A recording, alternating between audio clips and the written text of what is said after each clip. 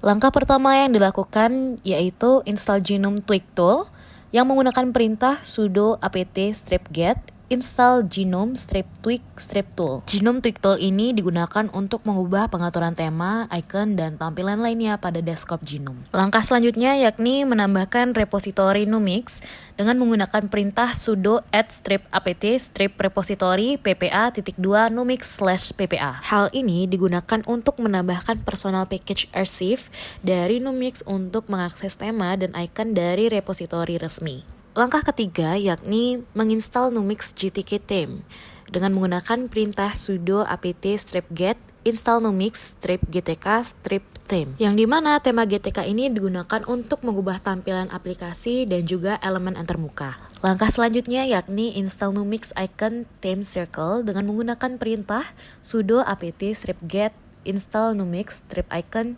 theme circle. Paket ini menyediakan set icon Numix dengan desain berbentuk lingkaran. Setelah instalasi selesai, buka Genome Tweaks untuk mengubah tampilan tema dan juga icon. Lalu pada Genome Tweaks, navigasikan ke bagian Appearance dan ubah tema aplikasi Legacy menjadi Numix. Dan pada pengaturan yang sama, ubah tema icon menjadi Numix Circle untuk menggunakan icon yang telah diinstal. Setelah semua perubahan, icon desktop akan berubah menjadi desain Numix. Untuk mempercantik tampilan, buka settings lalu pilih Appearance, klik tombol Add Picture untuk menambahkan wallpaper yang sudah diunduh. Cari file gambar yang telah diunduh melalui Chrome, lalu pilih sebagai wallpaper desktop. Setelah wallpaper dipilih, tampilan desktop akan berubah sesuai dengan tema Numix dan wallpaper baru. Baik, selanjutnya di sini saya akan menjelaskan bagaimana cara menginstal Visual Studio Code. Untuk langkah-langkah mengunduh Visual Studio Code, kalian bisa membuka Firefox, mencari VS Code di kolom pencarian,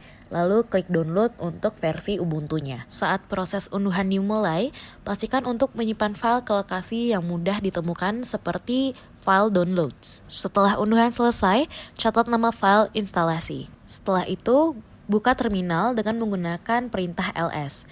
Gunakan perintah ini untuk memastikan file instalasi terletak di direktori aktif, misalnya di downloads. Lalu lakukan instalasi VS Code dengan menggunakan perintah pada video di atas, yang dimana nanti ganti nama file DEB dengan nama file yang diunduh. Lalu jalankan perintah untuk menginstal Visual Studio Code. Ketik password Ubuntu untuk melanjutkan proses instalasi.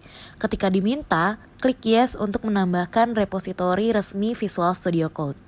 Tunggu hingga proses instalasinya selesai, lalu ketik VS di kolom pencarian Ubuntu. Jika aplikasi Visual Studio Code muncul, maka instalasi berhasil. Buka aplikasi untuk memastikan semua fitur berjalan dengan baik. Tampilan awal VS Code akan muncul seperti pada gambar.